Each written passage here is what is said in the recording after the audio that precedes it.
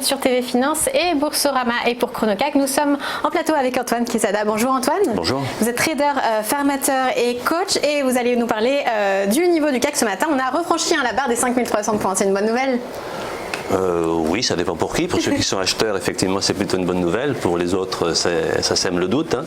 Le doute, pourquoi? Parce que si on regarde le graphique qui est ici, que tout le monde connaît maintenant, qui est le graphique du CAC en chandelier japonais journalier, et sur lequel tout le monde a vu ces derniers temps une figure très connue des chartistes et des analystes techniques, qui est une épaule tête épaule, qui est une figure de retournement à la baisse, dont la ligne de coup est la ligne en bleu ici, c'est-à-dire la ligne de support sur laquelle la validation de cette figure devait se faire en clôture en dessous. Effectivement, ces derniers jours, ces dernières semaines, on a cassé ce niveau sur les 5250 à peu près, qui est cette zone charnière. Donc le CAC avait bien cassé cette ligne-là il y a plusieurs jours, et le potentiel que libère cette figure chartiste, donc cette figure baissière, donne en maximum 100% 4900 points. Bon.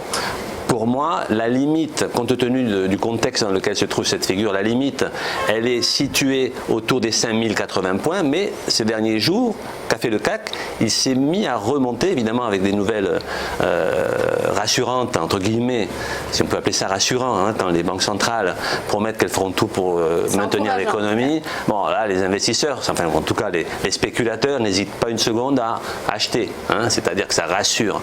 Comme quoi, on peut juger de la qualité des fondamentaux. Dès qu'on est rassuré par quelque chose, on n'hésite pas, même si l'économie ne va pas aussi bien qu'elle semble aller.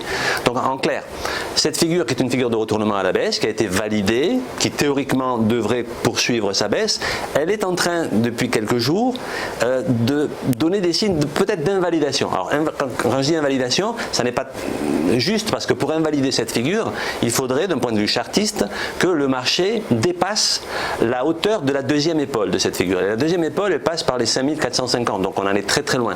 En revanche, moi qui aime bien travailler la notion de divergence, ce que j'ai relevé ici, et c'est ce qu'il faut regarder, c'est ce qui me laisse un peu suspicieux quant à la suite à venir. Bon, on est vraiment sur cette charnière-là. Il y a une divergence haussière classique. Une divergence, c'est-à-dire que vous pouvez regarder que sous l'indicateur, vous avez un segment qui monte. Alors quand je dis indicateur, aussi bien le stochastique ici, 1435, que le RSI, vous avez un segment qui monte sous l'indicateur, alors que sous la ligne des cours, vous avez un segment qui descend. Qu'est-ce que ça veut dire? Ça veut dire que les cours sont descendus, effectivement, l'indicateur aussi, mais il n'est pas allé aussi bas. C'est-à-dire que cette baisse, elle a été stoppée. Et donc le marché, depuis plusieurs jours, tente de remonter. Alors hier, il a buté sur un seuil très important, qui est les 5330 points, qui non seulement est au-dessus de la ligne de coup, c'est-à-dire une ligne sur laquelle il faut passer obligatoirement à la baisse si on veut que cette figure continue à donner son potentiel. Donc on est passé au-dessus et on a buté sur les 5330 qui correspondent, et là aujourd'hui, bon, il faudrait le voir, mais on est sur la même zone, correspondent à la moyenne mobile 20, qui est une moyenne mobile très puissante, très efficace, très pertinente sur les marchés.